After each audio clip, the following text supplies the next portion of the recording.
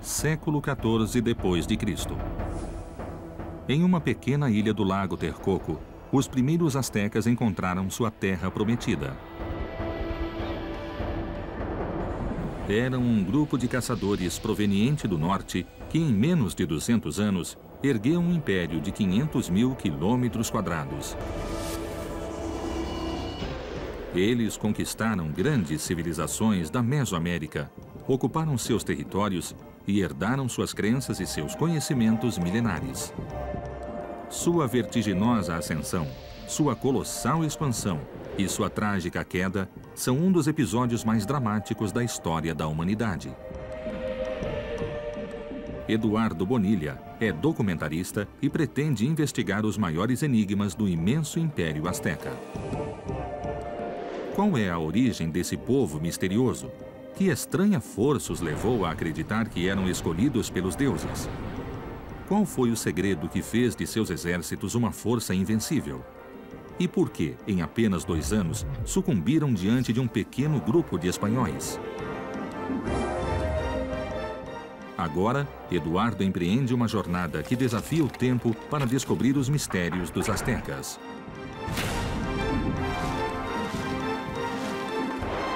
A exploração começa. Exploração Azteca. Os astecas dominaram o Vale do México em 1428 e a profecia do deus Huitzilopochtli teve início. Sob a liderança do grande imperador guerreiro Itzcoatl, o povo escolhido pelos deuses começou a expandir seu império. Seus esquadrões de elite encarnavam as principais forças do céu e da terra. Qual era o segredo do poder militar azteca? A 100 quilômetros da cidade do México, ainda se conserva o templo onde os guerreiros mais poderosos, os cavaleiros Águia e Jaguar, eram iniciados. O arqueólogo Marco Cervera é especializado em táticas e estratégias de guerra azteca. Qual é a importância deste local para a expansão do Império Azteca? Bom, é um enclave militar que foi dedicado especialmente aos guerreiros Águia e Jaguar, que estão representados ali em cima. Ou seja, é uma estrutura simbólica e religiosa, onde se realizavam cerimônias, provavelmente de iniciação. Quase certamente havia rituais para extrair o coração, com a ideia de alimentar o sol para continuar com o ciclo de vida do mundo azteca.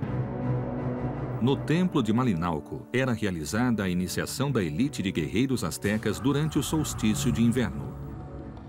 Todo dia 21 de dezembro, o deus do sol, Huitzilopochtli, entrava no templo e iluminava a águia central do edifício. Nesse exato momento, os astecas depositavam no Causcali os corações dos prisioneiros de guerra. Temos que refletir sobre uma questão fundamental. A guerra no México antigo, especialmente no mundo azteca, era dividida em 2 tipos: a guerra de conquista e a guerra florida. A expansão dos astecas era incontrolável. Em 12 anos, Itzcoatl conquistou as grandes civilizações da região em torno do lago. Mas em 1450, seu sucessor, o imperador Moctezuma I, enfrentou uma seca devastadora. E para apaziguar a ira dos deuses, as guerras floridas foram introduzidas. Eram batalhas e rituais que visavam o fornecimento de prisioneiros para o sacrifício sagrado aos deuses. E o que eu estou vendo aqui, eu acho que seja um traje de guerreiro águia. Isso mesmo, é um traje de guerreiro águia e você pode colocar se quiser. Eu posso? Claro, vai em frente. Os cavaleiros águia eram o grupo mais seleto da milícia azteca e representavam seu deus patrono Huitzilopochtli no campo de batalha. Mas para alcançar este alto escalão, os guerreiros deviam capturar 12 prisioneiros vivos em 2 guerras floridas sucessivas. Essas batalhas rituais se tornaram uma necessidade para o avanço social dentro do império. Seus principais rivais eram os Tlaxcaltecas, de um poderoso reino situado a oeste da cidade capital, Tenochtitlan. O ideal para apresentar uma visão diferente da Guerra Florida era que você enfrentasse os arqui-inimigos dos astecas dessa região, que eram os Tlaxcaltecas. E quem sabe um deles o esperasse aqui. A ideia não é te matar, mas te prender, de acordo com as fontes, deviam te jogar e te amarrar, para então passar para os outros inimigos. Desde a fase imperial havia um pacto sobre as guerras floridas, e este pacto foi feito exatamente com o povo de Tlaxcala. Huitzilopochtli dizia aos astecas que Tlaxcala era como se fosse um mercado onde iam para conseguir comida para o seu deus, que era o sangue. Ok.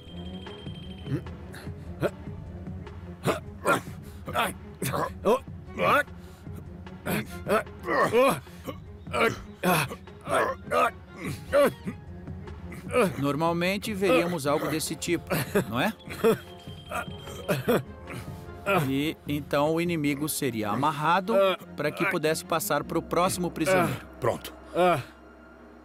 Tudo bem aí? Tudo bem. Eu acho que comi umas penas.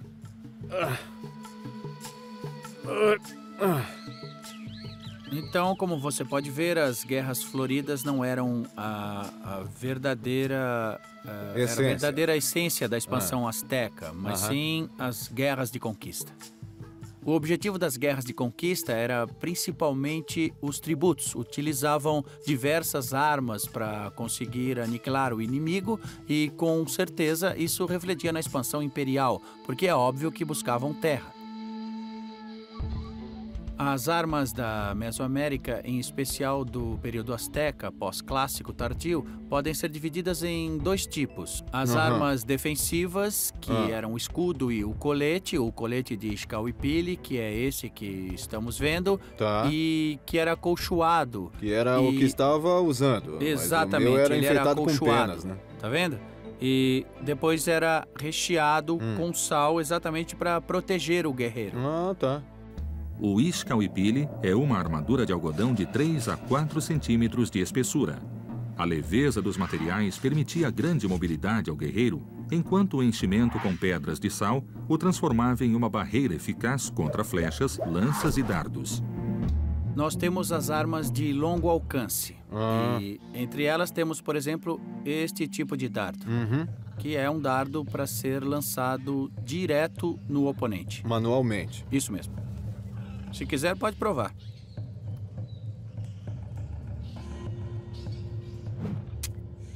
Agora dá uma olhada.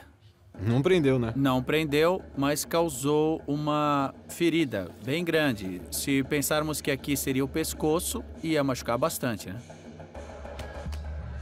Outra arma que foi uma das mais características, uma das principais de longo alcance, foi sem dúvida o atle-atle, ou lança-dardo, uma espécie de propulsor. Usava-se basicamente um dardo bem parecido com este aqui, tá?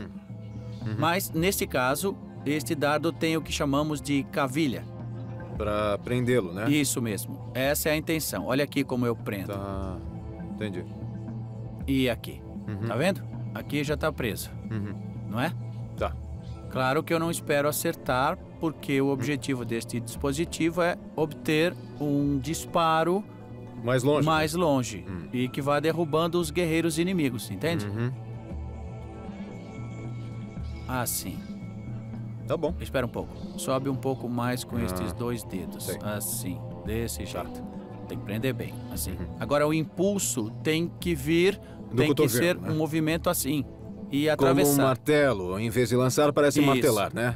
1, 2... Lá vai! Ah, sim. Muito bem. Valeu. Dá uma olhada. Mas não entrou. Faltou um pouco mais de força, né? O atle-atle é um propulsor que multiplica exponencialmente a distância e a força do lançamento de dardos. Com esta tecnologia, os guerreiros mesoamericanos conseguiam atingir seus inimigos a 120 metros de distância. Outro artefato era este aqui, o arco. O arco. Geralmente o guerreiro carregava um feixe de flechas numa mão e com a outra ia disparando, tá? Quer tentar? Quero. Segura o arco, agora encaixa a flecha e segura assim. Coloca esse dedo para baixo. Assim.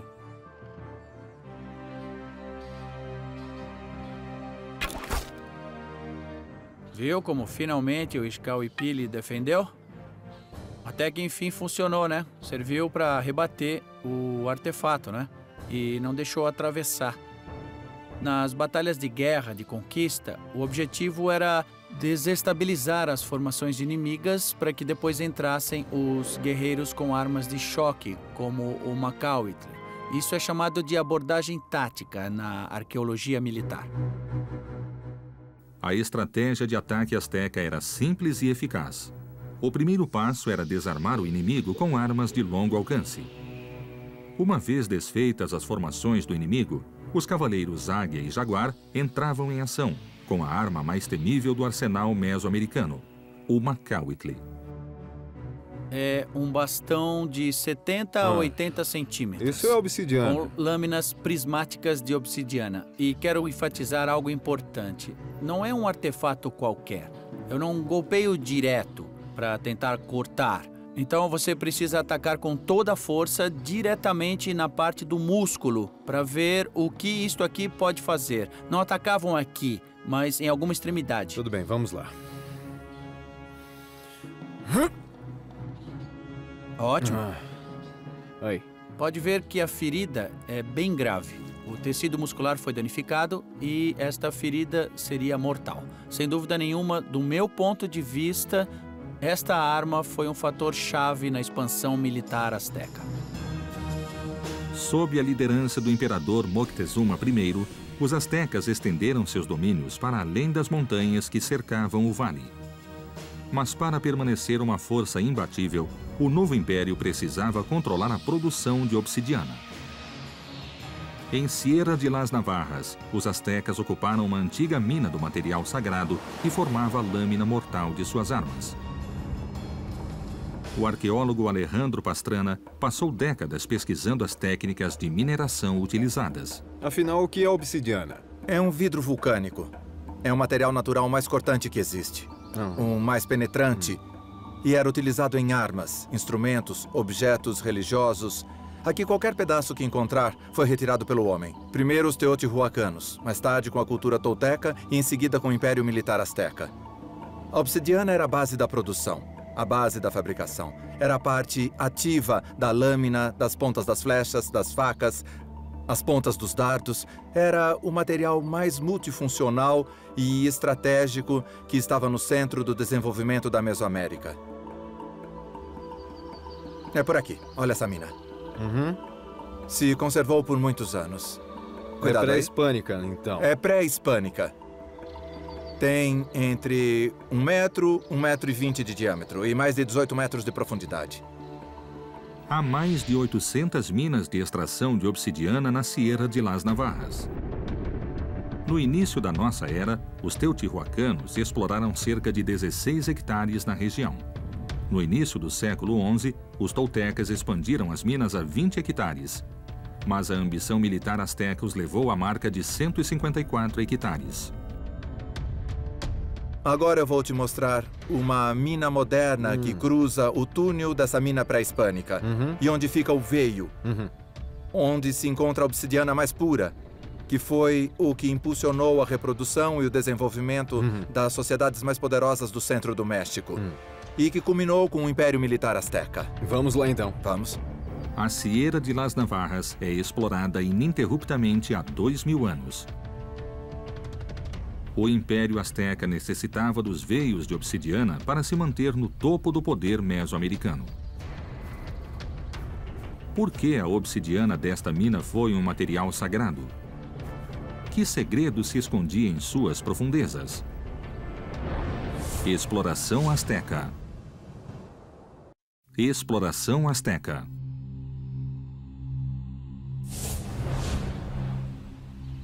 O poderoso Império Militar Azteca necessitava de obsidiana para transformar suas armas em uma força letal.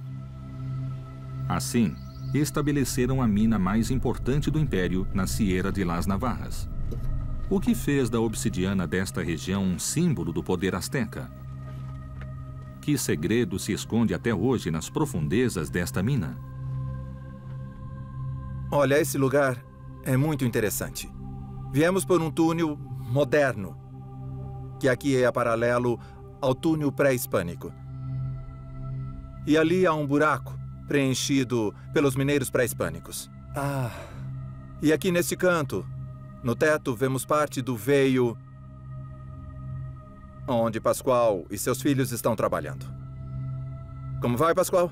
Olá, senhores. Imagine todo esse trabalho, mas com instrumentos de madeira e de osso. Agora temos o metal e o carrinho ajuda bastante. O objetivo de todo esse trabalho é chegar à obsidiana. A obsidiana verde e dourada, a pura. Qual é a importância da obsidiana verde? É porque ela é única. Porque era o motor de grande parte da sociedade do Império. A obsidiana verde e dourada é multifuncional, é de alta qualidade e imediatamente denota o poder do centro do México. São símbolos que não podem ser falsificados e que só vêm de um lugar, da Sierra de las Navarras. E desde quando o senhor trabalha aqui, na mina? Desde os 15 anos, mais ou menos, eu gostava de trabalhar aqui e até trouxe os meus filhos, estão aqui. A família toda. Oi, tudo bem? Tudo bem. Nós trabalhamos duro para encontrar os veios. Você pode passar um mês sem encontrar absolutamente nada. Porque encontramos muitos veios de má qualidade que não servem e sempre buscamos a obsidiana pura. Olha, parece que é fácil de encontrar. Eu estou vendo obsidiana para todo lado, mas depende muito da qualidade, é isso? Nem todas são de qualidade. Por exemplo, este veio aqui vai de alto a baixo e lá embaixo pode ser que tenha blocos maiores. Esses são os blocos que, com tanto trabalho, eram e são obtidos ainda. Esse é o coração de todo o trabalho. Por exemplo, eles testam a obsidiana, a calam, como dizemos, para ver se é de boa qualidade, com um metal. É para isso que batemos assim, para ver se não tem impurezas. Para poder testar. Também usamos um raspador para passar aqui. Então quebro assim. E com isso poderia fazer um raspador. Podemos fazer uma espécie de ponta para perfurar. Com martelos menores, assim vão dando forma. Entendi. Vai arredondando, né? Onde havia sítios, moradores, militares astecas, encontramos obsidiana. Se marcarmos toda a presença de obsidiana verde na Mesoamérica, veremos a expansão do Império Militar Azteca. A obsidiana verde, o antigo símbolo de poder do centro do México, estava nas mãos dos astecas. Moctezuma I continuou com suas campanhas militares nos atuais estados de Guerrero, Hidalgo, Puebla e Oaxaca.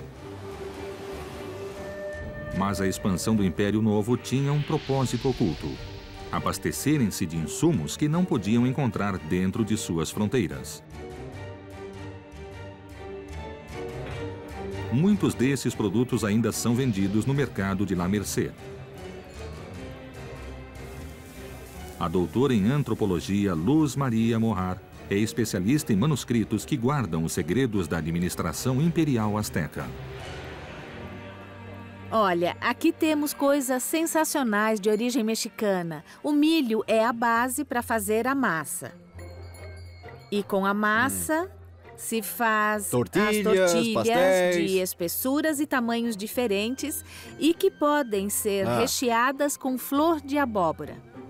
Como se diz tomate? Xitomatle. Xitomatle. Xitomatle, que é uma das grandes contribuições do México para o mundo, Sim. o xitomatle. Mas olha só, olha só isto, são os gafanhotos. Os gafanhotos de Chapultepetl, o Morro do Gafanhoto. Morro do Gafanhoto. Quanto custam os gafanhotos, senhor? 20 pesos. Eu quero uma porção, por favor. Pode contar esse também. Fica uma delícia com guacamole, o abacate, que também é pré-hispânico. Aqui está.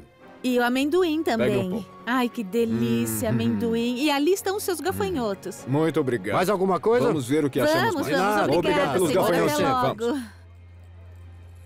A maioria dos produtos consumidos em Tenochtitlan vinha das aldeias periféricas, pois a pobre terra da ilha não era suficiente para alimentar o povo azteca. Teria sido essa limitação o que os levou a expandir suas fronteiras? Muitas das conquistas feitas pelos astecas eram para obter alimento, porque eles não podiam cultivar nada. Então tiveram que conquistar o que hoje seria a área de Huasteca, uma província chamada Ticuaca e Oxitipa, e lá conseguiram o Chile, que se chamava Chiltepú. Um antigo manuscrito com o registro dos tributos detalha a origem de cada produto que o Império obtinha com os povos conquistados. Este documento nos permite conhecer a extensão das campanhas militares astecas e a importância decisiva dos comerciantes no crescimento do Império. Havia duas maneiras de se subir socialmente: a guerra e o comércio. Eles tinham um ritual todo especial, seus próprios deuses, sua própria organização interna, ou seja, não eram moradores comuns. Havia o grupo dos Nahuatl, que significava que eram espiões. Eles iam para os lugares que ainda não tinham sido conquistados pelos astecas. Iam aos mercados disfarçados, ficavam observando o que havia, e tanto Tlatoani como Moctezuma iam a esses lugares e cobravam tributos por aqueles produtos. Claro que os governantes locais diziam que não iam pagar nada. Ah, não vai pagar? Tudo bem, então eu vou enviar o meu exército. Todos esses produtos vieram por tributo. Isso. Os astecas iam, dominavam os povos e cobravam e exigiam tributo. Não só produtos agrícolas, mas também âmbar, turquesa, o ouro, cacau. Tudo veio como tributo, porque aqui não se produzia. A expansão dos astecas tinha como objetivo principal a imposição do tributo sobre os povos conquistados. Mas a estratégia do Império não consistia apenas na conquista de outras culturas pela força. Todas eram anexadas, respeitando seus conhecimentos e cultos milenares.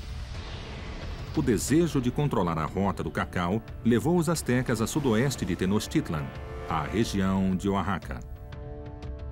Lá tiveram de enfrentar uma das culturas mais lendárias da Mesoamérica, os mixtecos e os zapotecas. Mitla foi uma das cidades mais importantes desse território. A beleza de sua ornamentação representa o esplendor artístico alcançado por essa civilização. É por isso que o Império Azteca importou desta região os artesãos que iriam trabalhar em seus objetos preciosos. Mas é provável que os astecas também tenham aproveitado muitos dos conhecimentos assombrosos desta incrível civilização. O arqueólogo Jesús Galindo Trejo é um dos mais renomados especialistas no conhecimento ancestral dos povos mesoamericanos. Qual foi a importância deste lugar para os astecas? Como um poder imperial, tinha que assegurar, podemos dizer, a circulação dos produtos de que necessitavam. Oaxaca é um ponto natural de ligação com o sudoeste, pois os astecas penetraram mais ao sul. E em questões econômicas? Também, em grande parte, mas sempre havia um fundo cultural que fez com que este lugar fosse especialmente importante para a elite que conhecia muito bem a religião e a ciência. E Monte Albán foi um exemplo para os astecas. A imponente cidade de Monte Albán reflete o esplendor alcançado pelas civilizações da região de Oaxaca. Suas fundações colossais, suas esculturas em pedra e a enigmática distribuição de seu recinto cerimonial nos permitem vislumbrar os avanços científicos surpreendentes que esta cultura desenvolveu ao longo de mais de 2000 anos. Quantos desses antigos conhecimentos foram assimilados pelos astecas? Estamos em uma das grandes cidades mesoamericanas, onde também se manifestou a atividade da observação do céu. E isto está relacionado a várias coisas, desde a matemática, a própria astronomia, a religião, o culto e a arquitetura, como vemos aqui. Então não foi construída de forma casual, há um motivo para isso. Bem, em geral eu diria que a arquitetura mesoamericana obedece a um desenho previamente planejado. A proporção dessa grande praça é de várias centenas de metros e tem a mesma relação com os números no calendário. Geralmente escolhiam os tamanhos, as inclinações, o número de degraus, por exemplo, pelos mesmos números que definiam o sistema. Por exemplo, o edifício J é o único que quebra com a harmonia da arquitetura. É esse mais afastado, né? É diferente em relação aos outros. Todos estão paralelos e este aqui... Isso, está virado, podemos dizer. Além disso, tem a forma de uma ponta de seta. Todos os templos da praça principal estão orientados no eixo norte-sul. Mas o edifício J quebra a simetria e desenha uma linha imaginária que o une ao edifício P. Em seu interior, os zapotecas construíram uma câmara que se ilumina 2 vezes por ano, nos dias 8 de maio e 5 de agosto, quando o sol atinge o zênite. Assim, os zapotecas assinalavam o início das temporadas de chuva e seca, respectivamente. Aqui também acreditavam que o calendário fora inventado pelos deuses, um presente de um deus civilizador para que o homem vivesse em harmonia e, claro, o adorasse. E construir os edifícios de acordo com esses princípios foi um modo inteligente de justificar o poder político que tinha, e é claro, mas a partir do conhecimento astronômico neste caso. E tudo isso foi retomado pelos astecas quando vieram para cá, para dominá-los e tomar suas terras. Com certeza, isso foi uma forma natural de ver as coisas. Era tamanha a obsessão dos zapotecas de observar o céu que os levou a traduzir seu conhecimento nas proporções de seus edifícios. Graças ao padrão sagrado que lhes conferiam seus calendários, a arquitetura possui uma harmonia majestosa. E os astecas usariam esse conhecimento para orientar os grandes templos de Tenochtitlan. Agora, a exploração parte para Xochicalco, centro de muitos dos maiores conhecimentos astronômicos da Mesoamérica. Alguns estudos indicam que no século VIII, durante um eclipse solar, houve uma assembleia de estudiosos mesoamericanos nesta cidade, modificando seu modo de entender o tempo. Por que os astecas queriam dominar esta região centenas de anos após o colapso dessa civilização enigmática? Que legado misterioso permanece no mural majestoso da serpente emplumada de Xochicalco? Exploração Azteca. Exploração Azteca. O Império Militar Azteca expandiu-se rapidamente. O principal objetivo de suas guerras de conquista era tributar os povos dominados.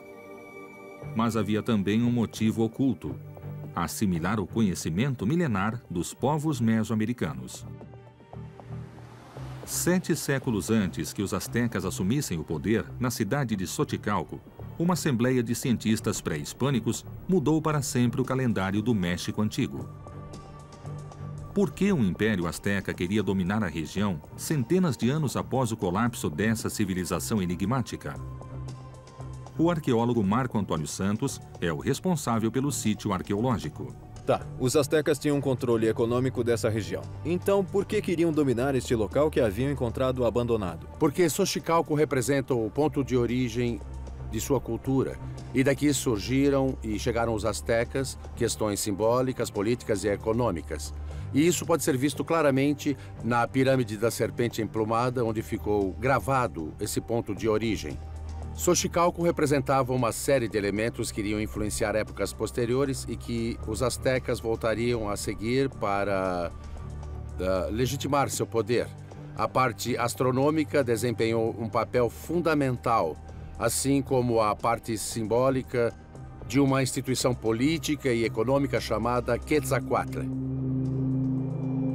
Em torno do século VIII d.C., a Mesoamérica viveu uma profunda crise sociopolítica. O grande estado de Teotihuacan estava prestes a desaparecer, e as populações começaram a abandonar as grandes cidades. Durante um eclipse solar, uma assembleia de sacerdotes, cientistas e líderes reuniu-se em Xochicalco, em busca de uma solução para o que parecia ser o fim dos tempos. Foi então que o misterioso homem-deus Quetzalcoatl se tornou rei. Este é Quetzalcoatl. Aqui ele representa o governante não como um mero ser humano, mas como o próprio Deus. E esses personagens que estão na parte superior são de outras regiões. Está à frente deles o símbolo que representa um eclipse ocorrido em 743 d.C., que os trouxe para Xochicalco a fim de exaltar esse personagem como Quetzalcoatl e também fazer um ajuste no calendário. O baixo relevo do Templo da Serpente Emplumada narra a coroação do homem-deus Quetzalcoatl em 743 d.C. Sábios e governantes de toda a Mesoamérica participaram desta cerimônia única. Mas por que haviam decidido realizá-la durante um eclipse solar? E que mudanças fizeram no calendário do México Antigo? Até a criação de Xochicalco, o sistema de numeração era o maia zapoteco, que consistia de barras e pontos. E o que temos aqui é uma mão que faz um movimento de soltar ou baixar, e outra mão que segura uma corda e faz um movimento de puxar. De um lado, uma mão solta e de outra mão puxa. Ou seja, de substituição. E aqui vemos o sistema de numeração Nahuatl, que foi utilizado pelos astecas, séculos depois na Mesoamérica, na época da chegada dos espanhóis. E que impacto causou na Mesoamérica esse ajuste no calendário? Era muito importante em termos políticos que não dissessem que o sistema que estavam usando tinha algumas falhas ou erros. Era melhor justificar seu poder sobre as outras culturas. O ajuste do calendário foi a representação do poder que os governantes de Xochicalco deixaram. Era uma forma de conquista em termos de matemática e astronomia. E é bem ali que encontramos a representação do início do Fogo Novo, que daria origem ao ritual que seria executado a cada 52 anos. E coincide com o eclipse? Exatamente. Apagavam-se todas as fogueiras da cidade e, no momento do eclipse, acendiam-se esse fogo novo que seria mantido através dos séculos até chegar aos astecas. Então isso foi muito importante para os astecas. Surgiu um novo calendário, uma nova era e uma nova política com a coroação em Xochicalco de Quetzalcoatl como próprio Deus. Com o controle da região de Xochicalco, os astecas transformaram-se nos proprietários de um dos primeiros reinos do homem-deus Quetzalcoatl e do lugar de origem do calendário que governava suas vidas, cerimônias e profecias. A 5 quilômetros de Xochicalco, no povoado de Coentepec, ainda se pratica o patole, um jogo enigmático que continha os números sagrados do calendário e que os missionários consideravam demoníaco. Aqueles que se aventuravam a jogar após a conquista foram punidos com a morte. Mas o educador Sérgio Flores o considera uma ferramenta útil para ensinar matemática. Como vai? Tudo bem, a gente está jogando patole. É? O que é isso? Como se joga isso? Bom, originalmente era um jogo de tabuleiro, mas a gente fez uma coisa bem maior e se tornou um jogo com peças humanas. Mas espera aí, qual é o objetivo? Eles têm que avançar? Eles avançam com essas canas. As canas são como os dados, então?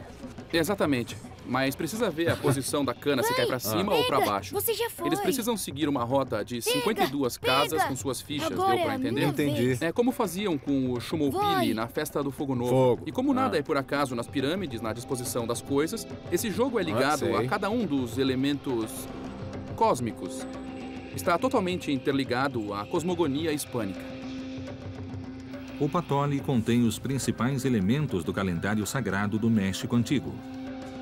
O curso do jogo consiste em 52 casas, equivalentes aos anos do século mesoamericano, e da mesma forma se organiza em 4 períodos de 13 dias, regidos cada um por um símbolo. Tochtli, o coelho; Acatl, a cana; Tecpatl, o pedernal; e Cali, a casa. Os cronistas espanhóis descreveram a profunda obsessão que este jogo misterioso despertava nos astecas. Este jogo, na época, era muito praticado nas regiões central e sul do país. tinha um modo mais profano de ser jogado, porque as pessoas apostavam e perdiam a colheita, perdiam joias, mulheres, os filhos e até se transformavam em escravos por causa do jogo. A parte sagrada do jogo era que eles procuravam um xamã para que fizesse uma leitura do patole, como se fosse um jogo oracular. E aí, tá a fim de ver como anda a sua energia patólica por aqui? Se puder, eu quero. Claro, vamos jogar as canas para ver. Meninos, emprestem as canas aqui pro Eduardo. Você deve jogar para cima, como os meninos fizeram. Aí, se quiser, você pode invocar alguma força da natureza, ou uma Moaquilçótl, como faziam os nossos ancestrais. Ou a Virgem de Guadalupe. Você pode invocar quem você quiser. Tá bom. Vamos lá.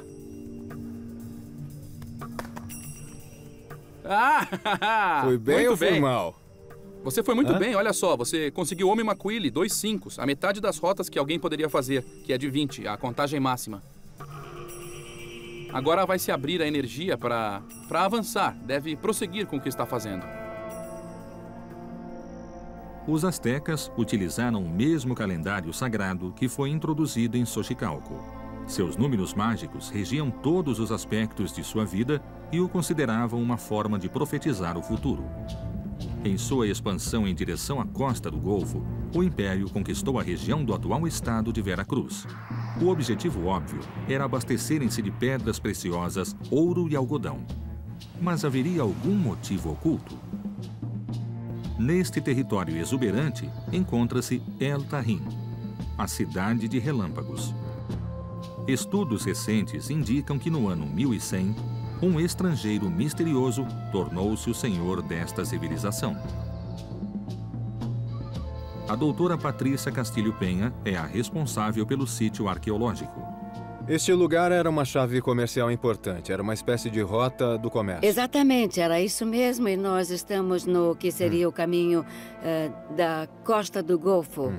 Quando os astecas chegaram, Tajín estava totalmente abandonada. Temos o registro de seu apogeu como cidade entre 800 e 1200. Entendi. Em 1100 d.C., surgiu um personagem alheio ao lugar que veio como um sacerdote do culto a Quetzalcoatl. Ele se estabeleceu decapitando o poder antigo e instaurando-se sobre ele. Este personagem tem um nome do calendário, o 13 do Coelho. No ano 1100, o senhor 13 Coelho impôs o culto a Quetzalcoatl e nomeou a si mesmo como representante da serpente emplumada na terra. No poder, ele iniciou a reconstrução de todos os templos sagrados, que foram cobertos com nichos e receberam um emblema de sua religião, o símbolo da espiral. O principal edifício dessa mudança dramática é dedicado ao misterioso deus Quetzalcoatl. Quanto deste culto enigmático foi retomado pelos astecas?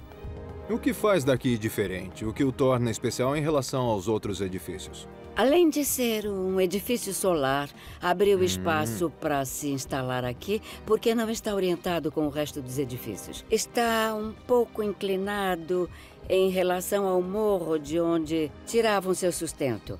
Ali vemos a parte de trás que compõe com a construção. Então, esse edifício está dentro do morro como se fizesse parte dele. É uma representação dual. O emblemático Templo de Tajín é um símbolo enorme que define seu principal conceito religioso. O edifício representa o deus do sol Quetzalcoatl e, graças à sua orientação, fica protegido pela montanha, a casa do deus da chuva, Tlaloc.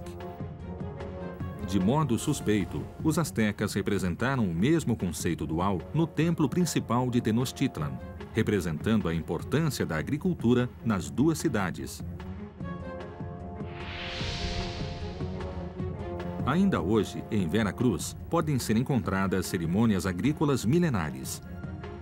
Os descendentes dos antigos habitantes da região realizam um ritual perigoso, conhecido como a Dança dos Homens-Pássaros. A poucos metros do sítio arqueológico de Tajín, as crianças totonacas aprendem o culto ancestral com os mais velhos. Exploração asteca. Exploração asteca. A colossal expansão militar asteca agregou ao império terras, produtos, e as antigas raízes da cosmogonia mesoamericana. Os habitantes de Tajín adoravam os Quetzalcóatl e ao deus da chuva Tlaloc. Os astecas praticariam a mesma religião dual em Tenochtitlan, e até hoje, em Veracruz, sobrevivem muitas dessas antigas crenças. A poucos metros da Tajín, descendentes totonacas ensinam a seus filhos um perigoso ritual agrícola. Então eles desciam à terra em busca de alimento. O professor Eusébio Santos é o mestre da iniciação. Eu queria ver se posso falar com você, se pode me ensinar um pouco sobre esse ritual da dança de voar. Tudo bem. Cataoila, o que significa sente-se, por favor. Sente-se. Obrigado. Com licença. Então, vamos prestar bastante atenção. Quando se faz o ritual, é preciso estar concentrado 100%. Assim não haverá erros. É para isso que os meninos são preparados. E com que idade começam a ser preparados? Porque são bem novos, né? Para você fazer uma ideia, ele se chama Milton. Quantos anos tem? 7. Tem 7 anos. Isso. E que tal fazermos um voo? Tá bom? Legal. Tá bom. Vamos lá? Vamos sim. Então nós vamos nos apoiar no nosso companheiro Eládio. Ele vai guiá-los. Obedeçam tudo o que ele disser. Entenderam? Porque nesse caso, ele é o Cusco. Podem ir agora. A dança aérea dos voadores de Papantla é um antigo ritual agrícola. Antigamente, a cerimônia começava quando a árvore sagrada era cortada para elevar os homens da terra para o céu. Antes de subir na árvore, os totonacas tocam a música do perdão e pedem permissão aos deuses para se aproximar deles. Essa tradição começou quando? Presta atenção. Os nossos avós dizem que isso vem de muitos e muitos anos. Isso também. Esse ritual era feito para pedir ajuda do deus Tajín, o deus da chuva. E era feito a cada 52 anos. Por causa da questão do fogo novo. Isso, exatamente, o fogo novo. Deus cuida de nós, mas também castiga. Por isso, respeito à dança, porque Deus cuida de você, mas também pode castigar. Castigar.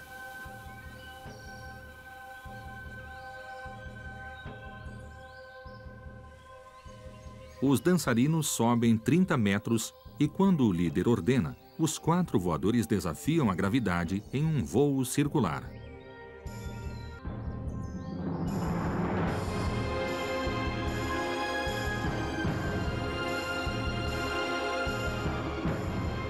Cada voador realiza 13 voltas até chegar ao chão. A soma dos 4 voos é equivalente aos 52 anos do calendário sagrado. Essa descida vertiginosa simboliza as chuvas que o povo totonaca necessita para sobreviver.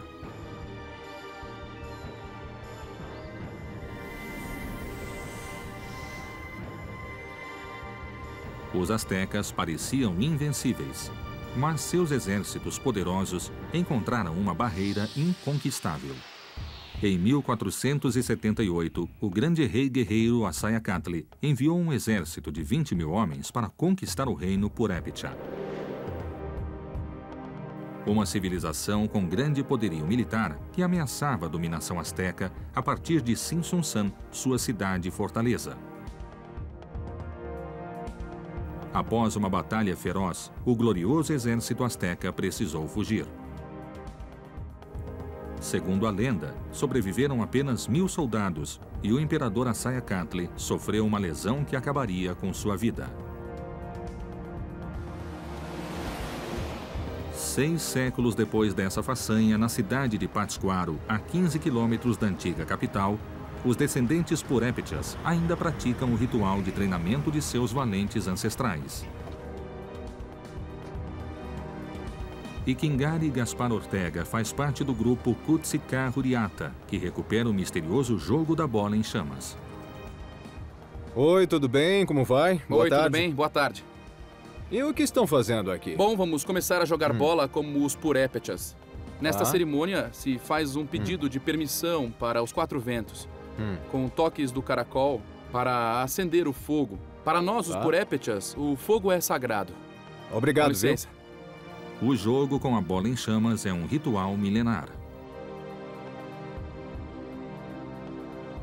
Na tradição puréptia, quando o planeta Marte, o quinto Sol, apareceu no céu, ele desencadeou uma série de desastres naturais. Os ancestrais puréptias inventaram este ritual para restaurar o equilíbrio do cosmo. E mais tarde seria usado como treinamento de seus poderosos exércitos.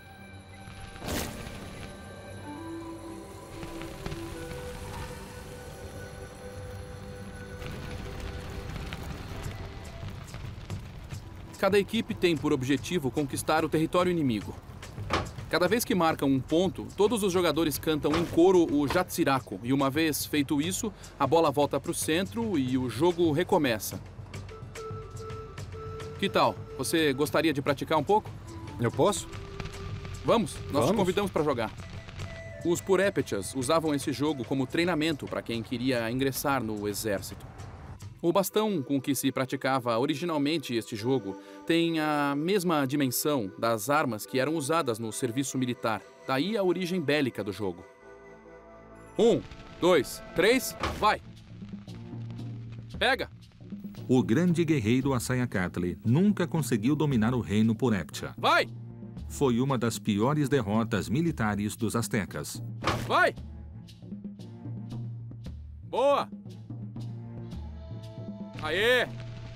Mas, 40 anos depois, o filho de Assayacatl, o imperador Moctezuma II, enfrentaria um inimigo muito mais poderoso: o exército espanhol. E o monumental Império Azteca cairia para sempre.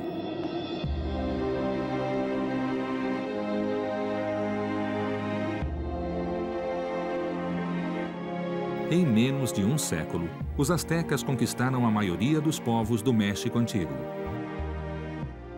Construíram uma das civilizações mais majestosas da América. Incorporaram os deuses e os conhecimentos dos povos dominados e, de simples vassalos, passaram a controlar e administrar o maior império que existiu na Mesoamérica. Mas então, por que, em apenas 2 anos, sucumbiram diante de um pequeno grupo de espanhóis? Foram abatidos com a superioridade tecnológica de suas armas? Foram vítimas de doenças que nunca haviam sofrido? Ou a crença em uma profecia misteriosa os levou a um trágico destino? A exploração continua para descobrir as causas do súbito fim do Império Azteca. Próximo episódio. Quanto aos navios de Cortés, alguns dizem que ficaram escondidos no litoral e outros dizem que afundaram. Vamos mergulhar para ver se a gente encontra algum? Vamos. Os astecas tinham canoas que muitas vezes não estavam preparadas para uma guerra. Afinal, estavam sendo ameaçados por um poder que os superava tecnologicamente.